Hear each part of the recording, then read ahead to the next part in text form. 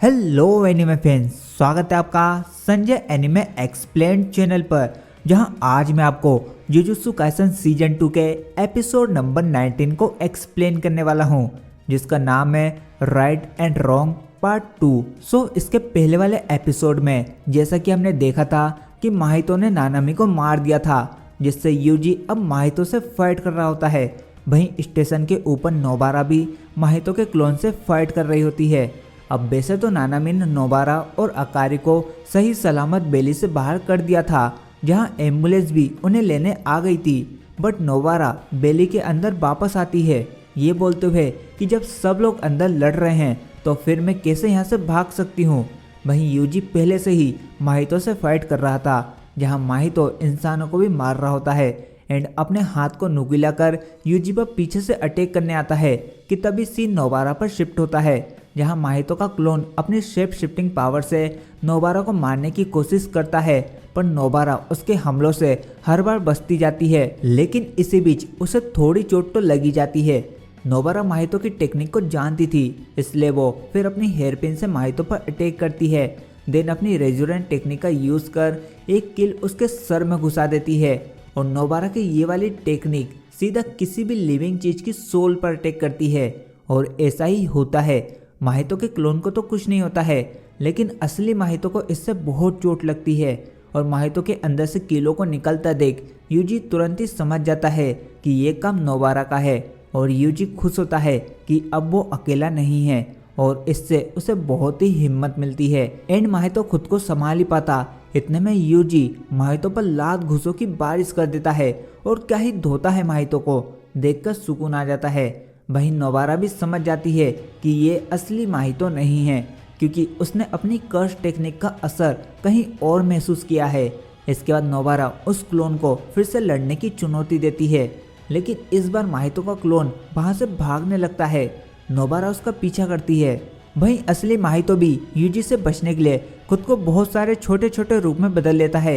UG को जिस रूप में सबसे ज्यादा कर्स एनर्जी दिखती है वो उसे ही मारता है, पर ये तो माहितो की चाल रहती है।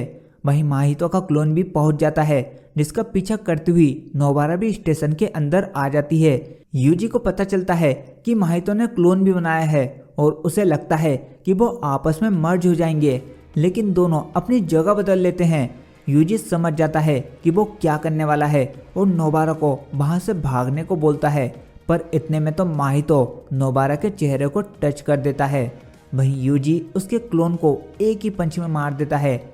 माहितो यहाँ पर सोचता है कि मैं नानामी को एक टच से तो नहीं मार पाया था, पर इसका क्या ये एक टच में मरेगी।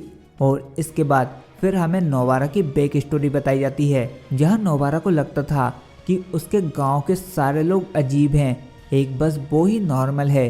यहाँ फूमी नाम की लड़की अपने परिवार के साथ इस गांव में रहने आती है एंड यहाँ के प्राइमरी स्कूल में एडमिशन लेती है, पर यहाँ के सभी स्कूल के बच्चों के बैग लाल या तो काले कलर के होते हैं, पर फूमी को नीला बैग पसंद आता है। अब उसका बैग अलग होने की वजह से वहाँ के बच्चे उसे तंग कर उसका बैग ऊंचाई पर रख देते थे, पर नोबारा ऐसी नहीं थी। वो फूमी के पास आ उससे अपना बैग एक्सचेंज करने को बोलती है और फिर जो बच्चे फूमी को तंग कर रहे थे उन्हें अच्छा सबक सिखाती है। और यहाँ फूमी को पता चलता है कि नोबारा क्या चीज़ है। नोबारा को भी अपने गांव के लोग ज़्यादा पसंद नहीं थे, तो वो अक्सर फूमी के घर आ वीडियो गेम्स खेला करती थी और ऐसे ही दोनों में अच्छी दोस्ती हो गई। नोबारा फूमी को अपने साथ एक सीक्रेट बेस में लाती है और कहती है कि अब से हम यहीं पर रहेंगे, लेकिन फूमी को वहां जाने पर पता चलता है कि ये तो बस किसी का घर है और इस घर में रहती थी साओरी, जो कि फूमी के बाद ही इस गांव में नई नई शिफ्ट हुई थी। साओरी हमेशा ही घर पर रहा करती थी और वो दोनों का हर बार चाय और स्नैक्स के साथ स्वागत करती थी। नोबारा भी साओरी के साथ रहकर अब समझदार बन गई थी और सभी से अच्छे से पेश आने लगी थी, पर गांव के लोग साओरी को पसंद नहीं करते थे और अक्सर उसके घर के सामने कचरा फेंक कर चले आते थे, जिससे तंग आकर साओरी फिर से टोक्यो चली गई, जिसे देखकर नोबारा बहुत रोई। और फूमी ने नोबारा को इससे पहले इतना रोते हुए कभी नहीं देखा था। अब टाइम गुजरा और नोबारा भी बड़ी होकर टोक्यो पढ़ाई करने के लिए आती है। फूमी ये देखकर थोड़ी दुखी होती है कि मेरे से बिछड़ने पर नोबारा नहीं रोई जैसे वो साओरी के जाने पर रोई थी, पर नोबारा जाते हुए कहती है कि जब हम मिलेंगे तो हम तीनों एक साथ होंगे। और दोनों की आंखों में आंसू आ जाते हैं और इस तरह नोबारा टोक्यो आती है। अब कहानी फिर से प्रेजेंट में वापस आ जाती है और हम साओरी को देखते हैं जो कि अपने ऑफिस में काम कर रही होती है। तभी उसकी सीनियर उसे बताती है कि शिबुया स्टेशन में किसी तरह का तो बहुत बड़ा हमला हुआ है, पर साओरी इसे नज़रअंदाज करती है एंड अपनी सीनियर को बताती है कि जब वो गांव गई थी तब उसकी मुलाकात 2 बच्चियों से हुई थी और उनमें से उसे नोबारा बहुत पसंद आई थी, लेकिन मैं आते टाइम उसे अपना नंबर नहीं दे पाई। मुझे डर था कि कहीं हम वक्त के साथ अलग ना हो जाएं, लेकिन क्या अब वो मेरी ऐसी हालत देखकर खुश होगी? मैं उम्मीद करती हूँ कि नोबारा अच्छे से रह रही होगी। पता नहीं वो अभी कहाँ होगी और क्या कर रही होगी। तभी हमें नोबारा को दिखाया जाता है जो कि अपने चेहरे पर हाथ रखी होती है।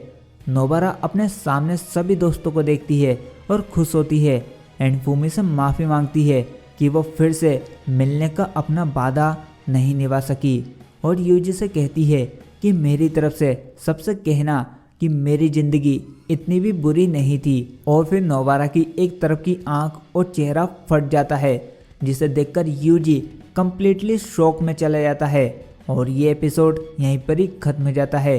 पहले नानामी और अब नोबारा भी चली गई। अब यूजी क्या करेगा, कैसे खुद को संभालेगा, ये तो हमें आने वाले एपिसोड में ही पता चलेगा। खैर, आपको ये वीडियो कैसी लगी अपनी राय मुझे नीचे कमेंट बॉक्स में दे सकते हो। वीडियो अच्छी लगी हो तो वीडियो को लाइक करने के साथ साथ अपने दोस्तों को भी जरूर से शेयर करना। साथ ही चैनल पर नए हो तो चैनल को भी सब्सक्राइब कर बेल आइकन को ऑल पर कर देना, इससे मुझे काफ़ी मदद मिलेगी। सो जल्दी मिलता हूँ, तब तक के लिए goodbye and take care.